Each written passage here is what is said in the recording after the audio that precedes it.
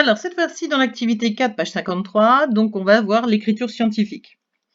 Alors, l'écriture scientifique, c'est une écriture que vous allez beaucoup utiliser donc en sciences physiques, que ce soit en quatrième ou en troisième. Et donc, vous en aurez besoin en brevet aussi, hein. Et même pour le supérieur.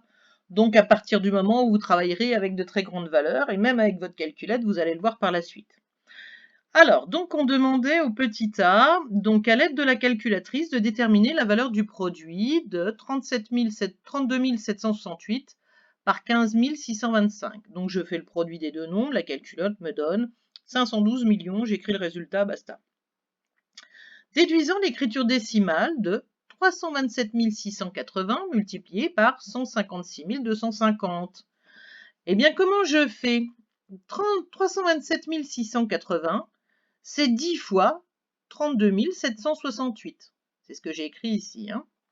Ensuite, 156 250, c'est 10 fois 15 625. Qu'est-ce qu'il suffit de faire? Ici, je multiplie par 10, donc je multiplie par 100, en fait, le résultat que j'avais trouvé précédemment.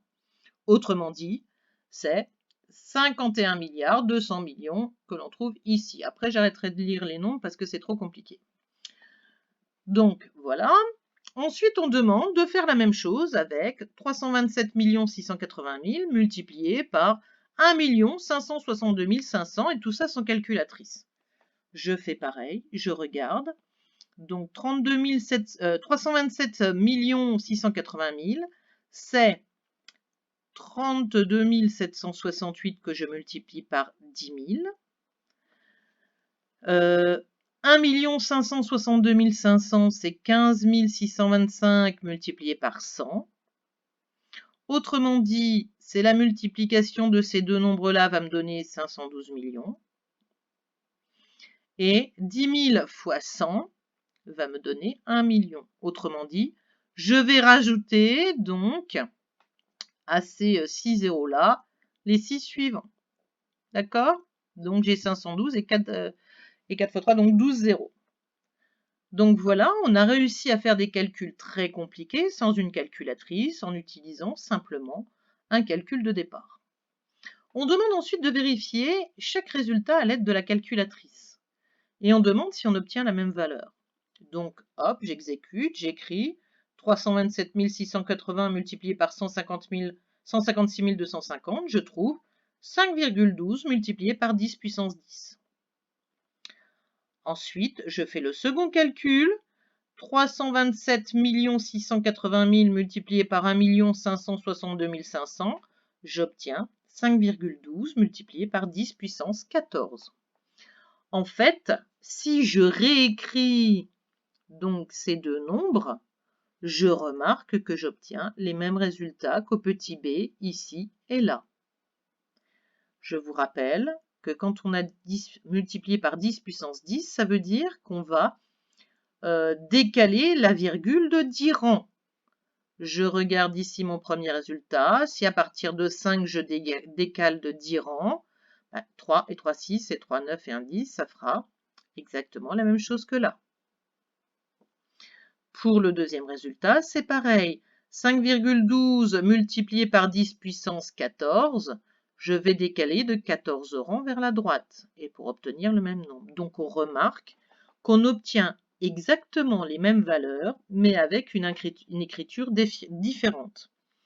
À votre avis, quelle est l'écriture qui est la plus simple à faire ou à utiliser? Eh bien, c'est celle que la calculette nous donne, puisqu'ici on doit réécrire donc tous les zéros qui sont derrière, donc ça peut être source d'erreur. Et puis, il ne faut pas, il faut surtout pas oublier que l'affichage de la calculette nous donne un nombre maximum de digits. D'accord? Donc de chiffres. Donc, je veux dire, avec l'écriture scientifique, ça permet aussi de pallier ce problème. Donc au petit d, on nous demande de poser et d'effectuer l'addition, donc 9 620 millions, donc plus 9 870 millions. Puis de reprendre la question C, c'est-à-dire de faire le calcul à la calculette. Donc ici, j'ai fait un petit tableau pour ne pas me tromper dans les zéros. Et donc, qu'est-ce qu'on obtient? On obtient enfin, on obtient, donc hop, 3, 3, 3.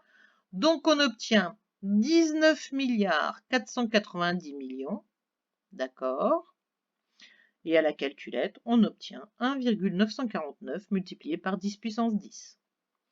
Donc, pour les 3 calculs précédents, la calculette écrit le résultat sous forme scientifique.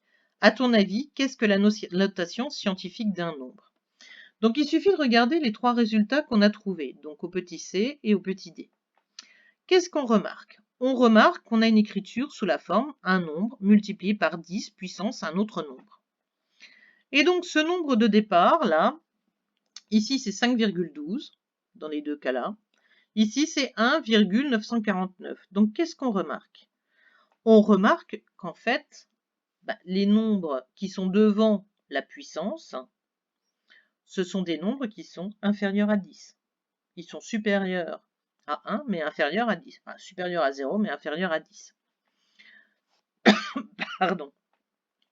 Ensuite, donc c'est ce que j'ai écrit là, le nombre est un nombre décimal inférieur à 10, et l'autre nombre, donc celui qui est l'exposant, est représentatif du nombre de chiffres derrière la virgule si on l'écrit sous cette forme.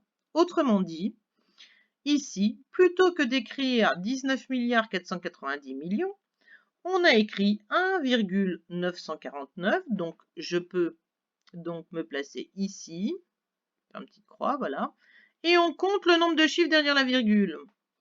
1, 2, 3, 4, 5, 6, 7, 8, 9, 10. Donc on a bien 1,949 multiplié par 10 puissance 10. Et donc, écrire un nombre sous cette forme, donc que ce soit donc là un nombre qui est très grand ou un nombre très petit, c'est ce qu'on verra dans les exercices. Donc ça ne change rien, on les écrit toujours sous la forme d'un nombre et d'une puissance de 10.